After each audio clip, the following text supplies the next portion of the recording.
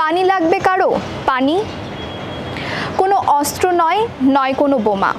পানির বোতল হাতে নিয়ে রাজপথে নেমেছিলেন মীর মুগ্ধ।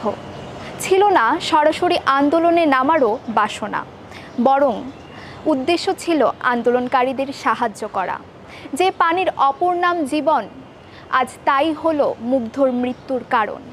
প্রকাশ্যে খাবার আর পানি বিতরণ করতে গিয়েই বিবর্ণ হলো এমন হাসি মুখ।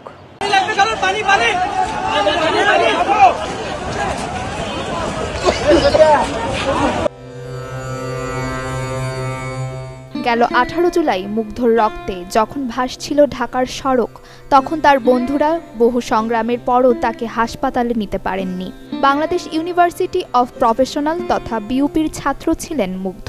বিক্ষোভে প্রাণ হারানো বহু মানুষের মতো মুগ্ধর সদা হাস্যোজ্জ্বল ছবি এখনও ফেসবুক জুড়ে।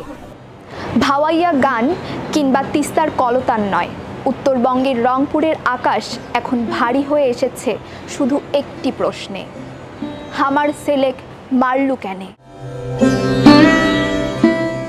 করুণ এ আকুতি আবু সাইদের মায়ের, সেই আবু সাইদ যিনি বন্দুকের মুখে পেতে দিয়েছিলেন বুক।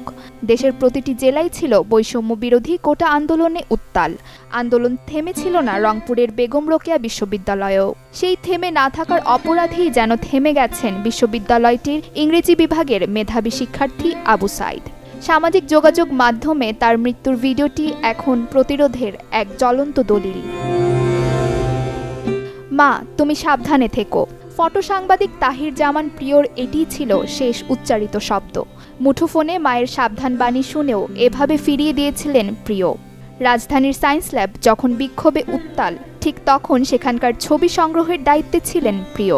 হাতে ছিল শখের ক্যামেরাটি। হঠাৎ কোথা থেকে উড়ে এলো একটি বুলেট, কেড়ে নিল 4 বছর বয়সী মেয়ে পদ্মর প্রিয় বাবাকে।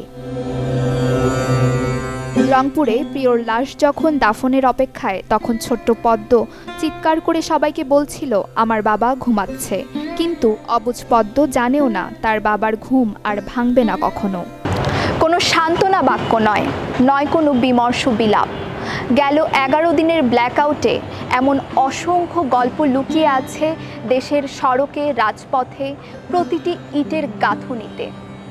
তাদের স্মৃতি অম্লান হয়ে থাকবে অনন্তকাল।